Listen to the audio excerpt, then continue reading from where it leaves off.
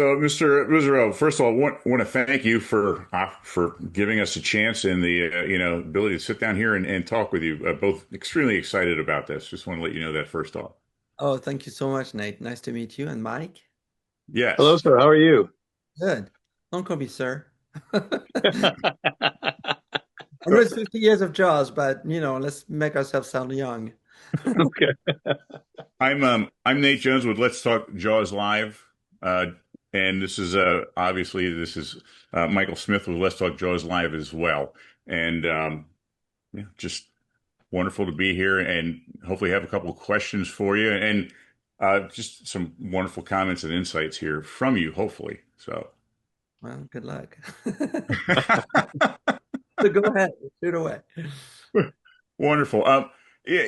First off, what I'd like to hit on is, or at least like to mention, is the fact that you are probably solely responsible for probably the two people here with you, as millions others, who bought laser discs before owning laser disc players due to your Jaws, your Jaws documentary on the 30th. And I just wanted to let you know that. A lot of fame there. But going from the Jaws 30th to the Jaws 50th, what was it like to revisit that? Well, it was a big challenge because I know there's been a lot of documentaries made on Jaws. There will be other documentaries made on Jaws. There are books on Jaws. Everybody talks about it, and I was a little bit struggling after my initial enthusiasm, frankly, for wanting to be part of this anniversary, and feeling that I should be part of it, given my 30-year relationship with Mr. Spielberg and everyone involved with the film. Uh, um, I was challenged to think about it in a different way. And what I thought of, and that came organically as I was sitting with Stephen for our first interview session for this film, was really an aspect that I feel has been overlooked, which is the human aspect of it, and particularly from the point of view of Stephen. And it's easy today to talk about the shark. Oh, it wasn't working, and to laugh about it. Everybody says it with a smile, and everybody jokes about it. But back then, it was actually a really big crisis and a big problem. And so to get the perspective of a young director, and he sells this so well in his interview, I think, coming off of a very successful television career at a super young age and just made Sugarland Express a really excellent auteur movie. Uh, um, and then facing this gigantic challenge that's either going to make him or break him alongside other people involved with the production, must have been extremely stressful. And therefore I turned my mind to what the thematic was a survival story, and one that actually bizarrely completely mirrors and resembles that of the story itself. They're facing this shark, and he's facing this mechanical shark, and it's the exact same story running in parallel. And thankfully, no one died in the making of Jaws, as people died in the story of Jaws. But it was an extremely challenging situation, and so as I was making the film, all of that emerged. I also wanted to make this a generational film, meaning really showing how this film has impacted the history of cinema. There's really cinema before Jaws, and there's cinema after Jaws. And the directors that I selected very carefully, aside from their enthusiasm that was there and their generosity, I feel that what they say is very profound, and they each come at it at a different with a different eye. You have Steven Soderbergh, who notoriously makes very quick shoots. So of course he's obsessed with the call sheets, right? And you have Guillermo, who is a lover of the monsters. So of course he's going to talk about this. And you have James Cameron, who is a lover of the ocean and working on the ocean. So of course he's going to talk about this. And you have Jordan Peele, who is yet another generation who is now being inspired. And Emily Blunt, who I found out, look at my Instagram that she loved Jaws. I'm like, oh my God, I'm calling her.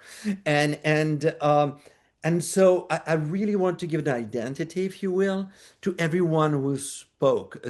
Even on a subliminal level, they're all bringing a different aspect of the influence of Jaws, and they've all taken a bite out of it, and made it their own, and it's influenced them. Sure. Absolutely. Yeah, and you speak to the fact that you had some more modern directors, actors who were giving feedback. I hesitate to say more modern, but more current actors, I guess, is what we could say, as opposed to before. And did you find that that was a very fresh perspective, or did it really parallel perhaps some of the original actors of the time period when the movie was released? Well, it's a new generation, and when I met Roy Scheider and Richard Dreyfuss at the time of my first documentary, which was the first time they had really sat down and talked about this film since they had made it. It was very impactful because they were sort of like Steven, the new generation, the so-called movie brats that they were called, uh, um, all working. I mean, Roy had worked with Billy Friedkin, and it's like this new generation. So I find it really interesting that someone like Emily Blunt and John Krasinski and that whole generation of Jordan Peele are still basically riding the Jaws wave, and finding inspiration in it, and in the most significant kind of way. That gives me hope in feeling that I'm not old, you know, and that I can still feel, even though I'm older than Jaws, that I can still feel, connecting and connected. And I think that's what Jaws accomplishes, and that's what I really wanted this film to convey. I know that all of you guys who are like the Jaws experts are the baked-in audience for this, but I really hope that it does, inspire potentially people who've never seen Jaws to watch it and to study it and to be inspired by it in the same way that, this little group was. Oh, most certainly. I mean, you have a talent to tell a story that everybody should know, but they don't. I learned so much from watching this film, from watching Jaws at 50. I was like, oh my God, why didn't I know that?